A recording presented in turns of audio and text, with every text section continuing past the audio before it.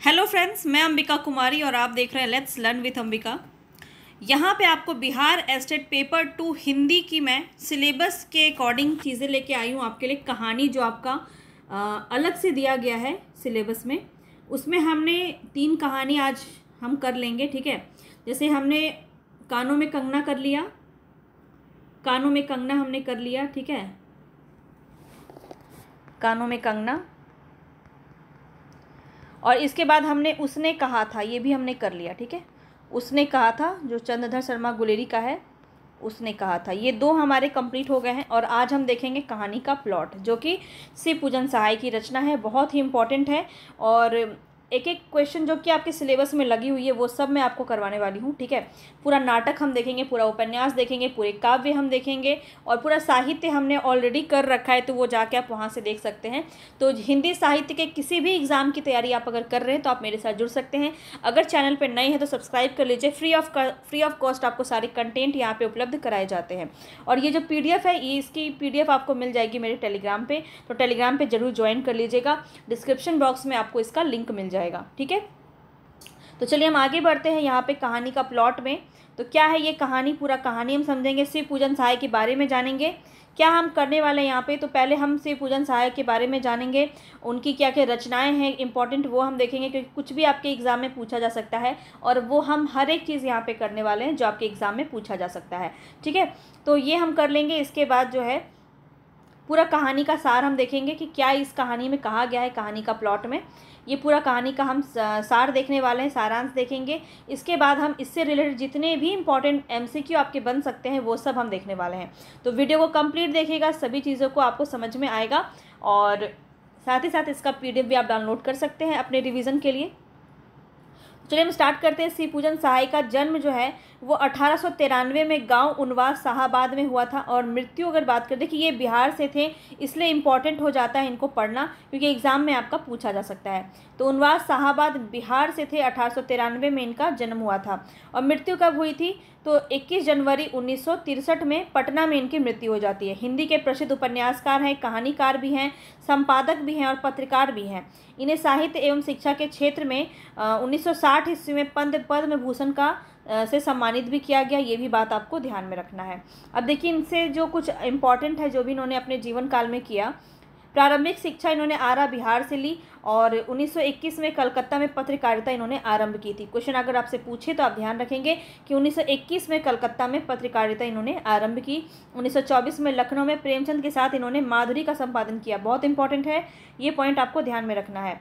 1926 से 33 तक काशी में प्रवास और पत्रकारिता तथा लेखन किया इन्होंने। फिर 1934 से 1939 तक पुस्तक भंडार लहेरिया सराय में संपादक का कार्य इन्होंने किया। 1939 से 1949 तक राजेंद्र कॉलेज छपरा में हिंदी के प्राध्यापक भी रहे हैं। राजेंद्र कॉलेज छपरा में 10 सालों तक हिंदी विभाग के विभागाध्यक्ष थे। इस दौरान उनकी कई रचनाएं प्रकाशित होती रहीं। छपरा में रहते हुए वे इतने दिनों तक पूरी तन्मयता से अध्यापन कार्यों के साथ साथ साहित्यिक कर्म में भी लगे रहे। तो ये था इनका पूरा जो ब्यौरा जो इन्होंने अपने जीवन काल में किया। अतः छपरा की धरती से इन्हें विशेष लगाव है। और 1950 से 1959 तक पटना में बिहार राष्ट्रभाषा परिषद के निदेशक रहे। बहुत इंपॉर्टेंट है ये भी, आपका जो इंपॉर्टेंट है वो मैं आपको बता रही हूँ, सारी चीज़ें आपको याद रखने की ज़रूरत नहीं है। 1962 में भागलपुर विश्वविद्यालय द्वारा डॉक्टर ऑफ लेटर्स की मानक उपाधि भी इन्हें मिली। चलिए हम आगे देखते हैं इनकी कुछ जो रचनाएं हैं जो कि इम्पॉर्टेंट है, पूछे जाते हैं। तो यहाँ पे देखिए कथा और उपन्यास है कुछ इनका। देहाती दुनिया इनका एकमात्र उपन्यास है, बहुत इंपॉर्टेंट है। 1926 में इनका ये रचना काल भी आपको ध्यान में रखना है। ठीक है, 1926 ध्यान रखेंगे। तूती मैना इन्हीं की रचना है। विभूति इन्हीं की रचना है। वे दिन वे लोग बहुत पूछा जाता है, ये भी आपका इंपॉर्टेंट है। ये भी बिंब प्रतिबिंब ये भी पूछा जाता है। मेरा जीवन, स्मृति शेष, हिंदी भाषा और साहित्य 1996 में लिखा गया। ग्राम सुधार 2007 में। शिव पूजन सहाय की साहित्य समग्र जो है ये 10 खंडों में विभाजित है। 2011 में ये शिव पूजन रचनावली है। ठीक है, संपादक और पत्रिकाओं की अगर हम बात करें तो रामवाड़ी, सुधार, मतवाला, माधुरी जो प्रेमचंद के साथ इन्होंने किया था, ये इंपॉर्टेंट है। समन्वय पूछा जा सकता है। मौजी, गोलमाल, जागरण, गंगा, बालक, हिमालय। हिमालय भी आपका काफ़ी इंपॉर्टेंट है, पूछा जाता है। तो ये सभी आपको ध्यान में रखने हैं। ये सब कुछ पत्र पत्रिकाएं हैं जिनका संपादन इन्होंने किया है। ठीक है, अब हम जो है यहाँ पे कहानी को देखते हैं। कहानी का क्या सारांश था, क्या है कहानी का प्लॉट, तो इसको थोड़ा हम देख लेते हैं। तो कहानी का प्लॉट जो है वो शिव पूजन सहाय द्वारा रचित आत्मकथा शैली में लिखी गई आंचलिक कहानी। सबसे पहले तो ये ध्यान रखिए कि ये आत्मकथा शैली में लिखा गया है। क्वेश्चन आपसे पूछा जा सकता है, ठीक है। और ये आंचलिक कहानी है। शिव पूजन सहाय एक सफल कहानीकार व परंतु स्वयं को कहानी लेखक योग्य प्रतिभाहीन बताते हैं। वो कहते हैं कि मुझ में तो इतनी सामर्थ्यता नहीं है, और जो महान होते हैं वो अपने गुण कभी नहीं बखान कभी नहीं करते हैं। तो यहाँ पे देखिए आप, इन्होंने भी कहा कि प्रतिभाहीन बताया उन्होंने अपने आप को। इसका कारण उनका विनोद स्वभाव और उनका बड़प्पन कहा जा सकता है। उनके गांव के पास ही एक छोटा सा गांव है। उसी गांव में एक बूढ़े मुंशी जी रहते हैं, ठीक है। उनकी एक पुत्री थी जिसका नाम था भगजोगनी। बहुत इंपॉर्टेंट है, पूछा जाएगा। मुंशी जी के बड़े भाई थे दरोगा, और दरोगा जी खूब रुपया कमाया था उन्होंने। दरोगा जी जो कमाई से अपनी ज़िंदगी में ही फूंक कर ताप गए। जो भी उन्होंने कमाया अपनी ज़िंदगी में ही उन्होंने फूंक कर उसको ताप दिया, मतलब सारे ही पैसों को उन्होंने अय्याशी में उड़ा दिया, ठीक है। उनके मरने के बाद सिर्फ एक घोड़ी बची थी, महज 7 रुपये की थी। इसी घोड़ी को बेचकर मुंशी जी ने दरोगा जी का साधक्रम कर दिया। जब दरोगा जी जिंदा थे तो मुंशी जी रोज 32 बटेर और 14 चपाती उड़ा ले जाते थे। मतलब बहुत मौज मस्ती थी उस समय, बहुत धन उड़ाया करते थे। घी में ही खाना बनता था, मतलब ये बहुत जो है ठाट बाट से वो रहते थे। हर साल एक नया जलता हुआ करता था, जलता नहीं है, जलसा होना चाहिए।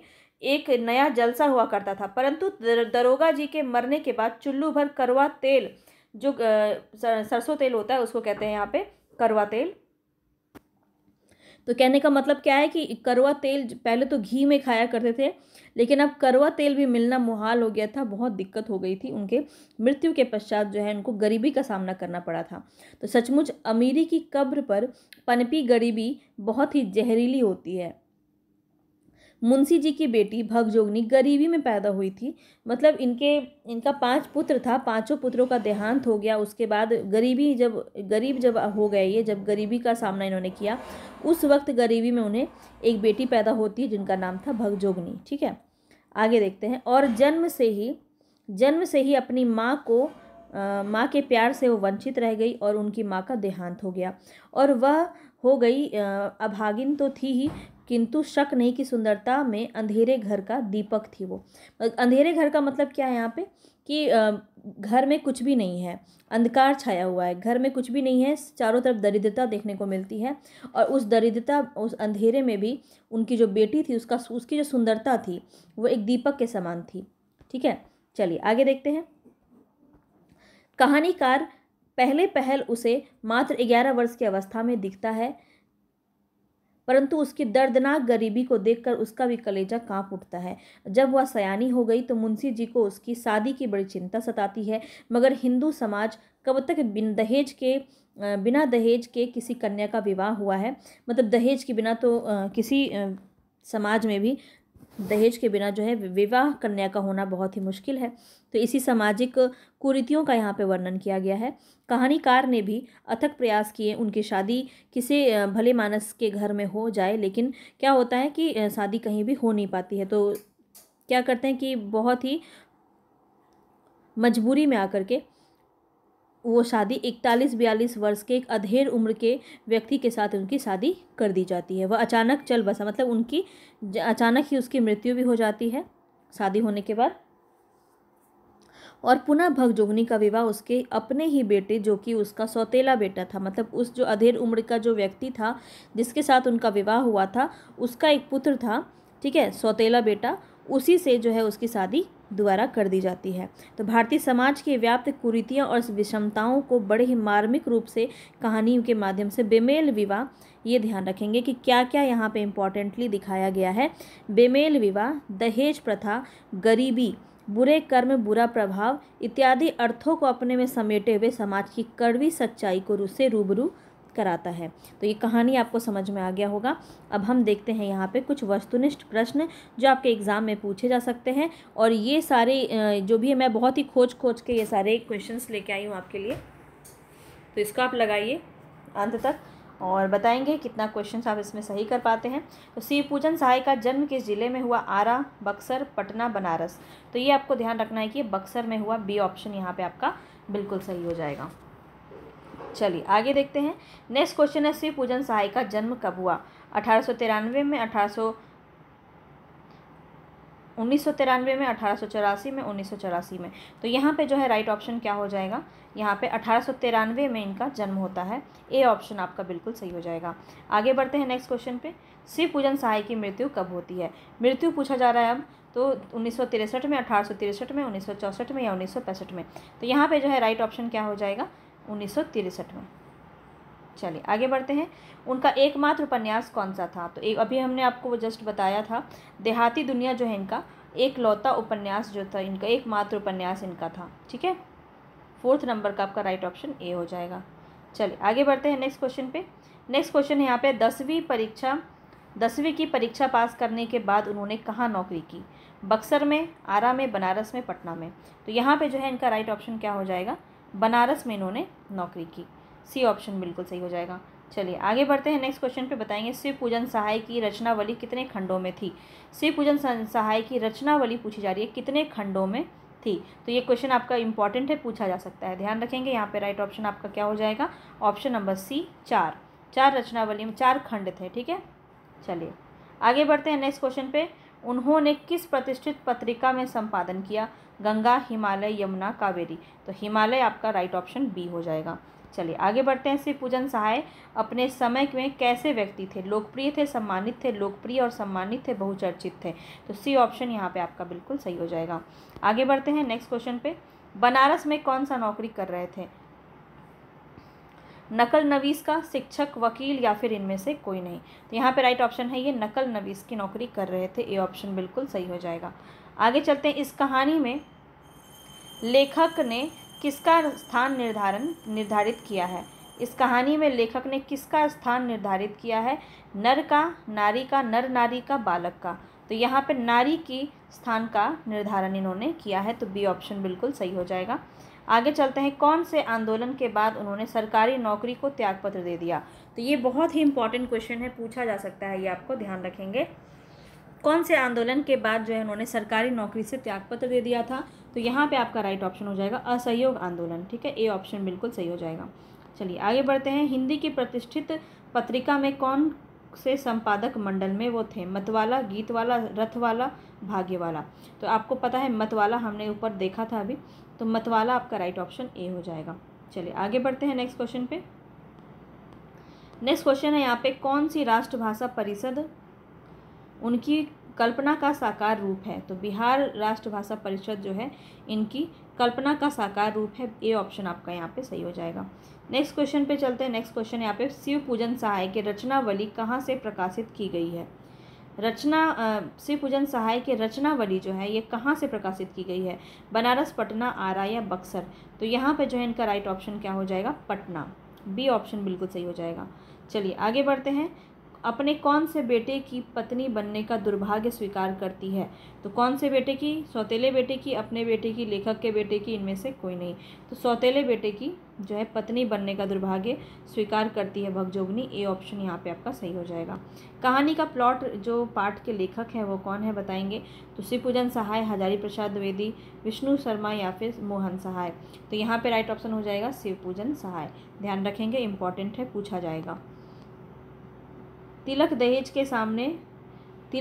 के ज़माने में किसको पैदा करना मूर्खता है?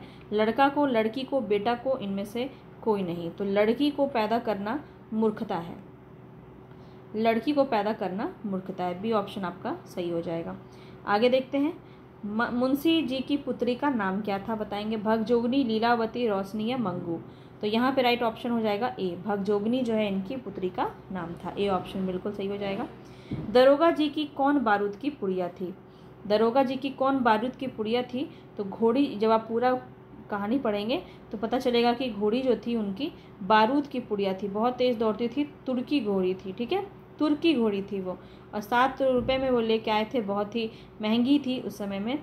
और उसके वजह से दरोगा जी वो किसी को देना नहीं चाहते थे, बहुत प्रिय था उनको, उनकी घोड़ी बहुत प्रिय थी उनको, और इस वजह से दरोगा जी जो है पदोन्नति उनकी नहीं हो पाती है, क्योंकि वो अपने किसी भी जो अधिकारी होते हैं उनको वो घोड़ी नहीं देते हैं, जिस वजह से उनका पद स्थापन नहीं हो पाता है।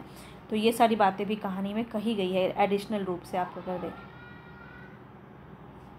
नेक्स्ट क्वेश्चन है, सुंदरता में भगजोगनी अंधेर घर की क्या थी? दीपक थी, चिराग थी, सुंदर थी, चतुर थी। तो यहाँ याद रखेंगे ए ऑप्शन सही हो जाएगा, दीपक थी। ठीक है, अंधेरे घर की क्या थी? दीपक थी। चलिए आगे बढ़ते हैं। नेक्स्ट क्वेश्चन है यहाँ पे, दरोगा जी के सामने, दरोगा जी के ज़माने में मुंशी जी खूब किस चीज़ के दिए जलाते थे? तो घी के दिए जलाते थे। ठीक है, चलिए आगे बढ़ते हैं। इस युग की क्या प्रबल हो रही है? इस युग में क्या प्रबल दिखाई दे रहा है? अबला, तबला, ढोलक, वाद्य यंत्र। अबला जो है प्रबल दिखाई दे रही है। ठीक है, अबला की ज़्यादा यहाँ पे चित्रण जो है बहुत अच्छे से लेखक ने किया है। बुढ़ापे में मुंशी जी को क्या पैदा हो गई? लड़की, लड़का, लड़का लड़की, या फिर इनमें से कोई नहीं। तो लड़की पैदा हो गई, ए ऑप्शन बिल्कुल सही हो जाएगा। थानेदार की कमाई और किसका तापना दोनों बराबर है? थानेदार की कमाई और फूस का तापना दोनों बराबर है। ये लोकोक्ति की तरह आपका कहानी में दिया गया है, तो ध्यान रखेंगे। फूस का यानी कि जो फूस होता है ना, यानी कि मिचाली होता है, जिसको आपकी तरफ क्या बोलते हैं नहीं पता, पर फूस या फिर मिचाली जो होता है, जिसके छत भी बनाए जाते हैं गांव घरों में, तो उसका ताप देखिए बहुत जल्दी जो है जलता है और बहुत जल्दी समाप्त भी हो जाता है। तो इसीलिए ये कथन यहाँ पे दिया गया है कि थानेदार की कमाई जितनी तेज़ी से वो कमाते हैं उतना ही तेज़ी से वो उड़ा भी देते हैं। तो इसलिए ये कथन यहाँ पे आपका दिया गया था। नेक्स्ट क्वेश्चन है यहाँ पे, शिवपूजन सहायक किस विषय के लेखक थे? हिंदी के, अंग्रेजी के, हिंदी कथा साहित्य के, हिंदी अंग्रेजी के। तो सी ऑप्शन यहाँ पे सही हो जाएगा, हिंदी कथा साहित्य के विषय के लेखक थे। आगे चलते हैं, तिलक, दहेज, क्रूरता का शिकार कौन हुआ? तो कौन होता है दहेज और तिलक का शिकार? कौन होता है? भगजोगनी हो जाती है, ए ऑप्शन बिल्कुल सही हो जाएगा। आगे चलते हैं, कहानी का प्लॉट, शीर्षक, पाठ, गद्य की कौन सी विधा है? अब ये कहानी जो है, कहानी का प्लॉट जो है, ये शीर्षक ये कौन सी विधा में रचित है? तो कहानी में है, आप सभी को पता है, सी ऑप्शन बिल्कुल सही हो जाएगा। आगे चलते हैं, मुंशी जी के बड़े भाई किस पद पर कार्य करते हुए मर गए? तो दरोगा के पद पर कार्य करते हुए मर गए, सी बी ऑप्शन यहाँ पे सही हो जाएगा। कुछ लोगों के कथनानुसार गरीब घर की लड़की कैसी होती है? तो यहाँ पे जो आपके कहानी में दिया गया है वो क्या है? चटोर और कंजूस होती है, बी डी ऑप्शन बिल्कुल सही हो जाएगा। 29 में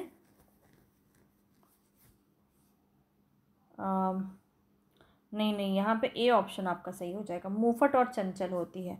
क्योंकि लोग कहते हैं ना वहाँ पे, ये मैं आपको थोड़ा सा बता देती हूँ कि इसमें क्या होता है कि जब भगजोगनी के लिए लड़के को ढूंढने जाते हैं तो मुंशी जी सबके हाथ पैर बहुत पकड़ते हैं कि मेरी बेटी बहुत सुंदर है, गरीब घर की है तो क्या? तो सब बोलते नहीं, इतनी गरीब घर की है, ये बहुत ही मुफट होगी, चंचल होगी। तो इस प्रकार से जो है खिल्लियाँ उड़ाई जाती हैं कि गरीब घर की लड़की आपकी अच्छी नहीं होती है, तो हम इसे अपने घर में नहीं लाएंगे। तो ये क्या होती है? मुफट और चंचल होती है। ठीक है, तो ए ऑप्शन यहाँ पे आपका सही हो जाएगा। चलिए आगे बढ़ते हैं नेक्स्ट क्वेश्चन पे। नेक्स्ट है यहाँ पे, अंत में भगजोगनी किसकी पत्नी बनकर जीती रही? एक गरीब किसान की, अपने सौतेले पुत्र की, एक बूढ़े धनवान की, या एक मालदार नेता की? तो आप सभी को पता है यहाँ पे अपने सौतेले पुत्र की, यानी कि बी ऑप्शन यहाँ पे सही हो जाएगा। ठीक है, अपने सौतेले पुत्र की पत्नी बनकर ही जीवन जीती रही। आगे देखेंगे, भगजोगनी का सौंदर्य किसका स्वर्गीय धन बना हुआ था? उसके स्वर्गीय वृद्ध पति का, उसके चहेते युवकों का, उसके वर्तमान नवयुवक पति का, इनमें से कोई नहीं। तो यहाँ पे इनका राइट ऑप्शन क्या हो जाएगा? उसके वर्तमान नवयुवक पति का, भगजोगनी का सौंदर्य उसका स्वर्गीय धन बना हुआ था, उसके वर्तमान नवयुवक पति का। ठीक है, चलिए, दरोगा किसकी मोहब्बत से दरोगा के पद पर ही रह गए? तो अभी मैंने आपको बताया, घोड़ी के मोहब्बत में आके, यानी उनसे बहुत प्रेम करते थे। तो 32 में आपका डी ऑप्शन सही हो जाएगा। 7 रुपये की घोड़ी की मोह में आकर के वो दरोगा पद पर ही रह जाते हैं। आगे देखिए, मुंशी जी ने क्या बेचकर दरोगा जी का श्राद्ध किया? तो मुंशी जी 7 रुपये की घोड़ी को इन्होंने उनके ही मरने के बाद 3 रुपये में बेच दिया था। ये भी आपको एक फैक्ट ध्यान रखना है कि 3 रुपये में बेच दिया गया था। ठीक है, और यहाँ पे कीमती तुर्की घोड़ी को बेच करके दरोगा जी का श्राद्ध किया गया था। आगे बढ़ते हैं, नेक्स्ट क्वेश्चन है, मुंशी जी की किस्मत पर कैसी मार पड़ी? पहली, दोहरी, तीसरी या चौथी? तो यहाँ पे इसका राइट ऑप्शन क्या हो जाएगा? दोहरी मार पड़ी। क्या थी दोहरी मार? पहले तो वो गरीब हो गए, गरीबी पहली मार थी। दूसरी कि उनकी पुत्री का विवाह नहीं हो रहा था, पुत्री का विवाह करना, ठीक है, पुत्री का विवाह करना। तो दोहरी मार पड़ी थी। गरीबी में उन्हें एक पुत्री हो गई थी, तो दोहरी मार पड़ी थी उन्हें। भाई दरोगा जी की मृत्यु के बाद मुंशी जी किसको वर्णांतित हैं? यहाँ पे क्वेश्चन का मतलब है कि किस चीज़ का वर्णन किया गया है मुंशी जी के साथ? तो गरीबी का वर्णन किया गया है। ए ऑप्शन बिल्कुल सही हो जाएगा। तो दरोगा जी की मृत्यु के बाद मुंशी जी बहुत ही गरीबी का सामना करते हैं। यहाँ पे राइट ऑप्शन। आगे देखेंगे, नेक्स्ट क्वेश्चन है यहाँ पे, मुंशी जी के कुल कितने पुत्र थे? तो 5 पुत्र थे। सी ऑप्शन यहाँ पे सही हो जाएगा। दहेज प्रथा की क्रूरता की शिकार कौन हो जाती है? भगजोगनी हो जाती है। नेक्स्ट क्वेश्चन है यहाँ पे, भगजोगनी का विवाह कितने वर्ष के व्यक्ति से हो जाता है? तो 41-42 साल के वृद्ध व्यक्ति से विवाह हो जाता है। नेक्स्ट क्वेश्चन है, यह कहानी किस शैली में लिखी गई है? तो स्टार्टिंग में ही बताया था, आत्मकथात्मक शैली में लिखी गई है। ए ऑप्शन इसका बिल्कुल सही हो जाएगा। चलिए आगे बढ़ते हैं। कहानी का प्लॉट किस प्रकार की कहानी है? तो यहाँ पे आंचलिक कहानी है, मनोविश्लेषणवादी कहानी है, वातावरण प्रधान कहानी है, पात्र प्रधान कहानी है। तो यहाँ पे राइट ऑप्शन है आपका आंचलिक कहानी है। ए ऑप्शन बिल्कुल सही हो जाएगा। तो पूरा 40 क्वेश्चन हमने इसमें आपके लिए लेके आई थी, और जितना भी क्वेश्चन बन सकता था जो इम्पॉर्टेंट है वो सब हमने यहाँ पे देखा। इसको पूरा प्रैक्टिस आप कर सकते हैं। उम्मीद है आपको पूरा ये कहानी अच्छे से समझ में आ गया होगा, और इम्पॉर्टेंट है आपका समझना। अगर आप एक बार समझ जाएंगे तो क्वेश्चन आप आंसर खुद भी बना सकते हैं। जो फैक्चुअल क्वेश्चन है उसको ज़रूर एक बार देख लीजिएगा, जैसे कि रचना और पत्रिका हो गया, जैसे इनके जन्म का डेट हो गया, मृत्यु का डेट हो गया। ये सारा क्वेश्चन बहुत इंपॉर्टेंट है, जो भूला जा सकता है। तो उसको भूल गए होंगे, इसलिए आपको बार बार थोड़ा देखना पड़ेगा। और इसका PDF आपको मिल जाएगा, तो PDF ज़रूर आप ले लीजिएगा और इसको प्रैक्टिस कर लीजिएगा 1-2 बार। आपको बहुत अच्छे से सारी चीज़ें याद हो जाएंगी। यहाँ से क्वेश्चन आपका बन सकता है जिसमें आप फंस सकते हैं, तो इसको ज़रूर आप कर लीजिएगा। मिलेंगे फिर से नेक्स्ट वीडियो में नेक्स्ट टॉपिक के साथ। एक एक टॉपिक को कवर करेंगे, इसलिए मेरे चैनल पे अगर आप नए हैं तो जुड़ जाइए जल्दी से, और सब्सक्राइब करके जल्दी से बेल आइकन ज़रूर दबा लीजिएगा, तभी मेरे वीडियोस आपको समय पे मिल पाएंगे। और पसंद आया होगा, मेरी मेहनत आपको अच्छी लगेगी। ये सब कुछ मैं अकेले करती हूँ, ठीक है, मैं खुद ही सब चीज़ मैनेज करती हूँ, और ये पूरा मेहनत आपको मेरा पसंद आ रहा है तो प्लीज़ एक लाइक तो कर ही सकते हैं आप। बहुत मेहनत लगता है इतना सब कुछ करने में। और मिलेंगे फिर से नेक्स्ट वीडियो में नेक्स्ट टॉपिक के साथ। तब तक के लिए धन्यवाद।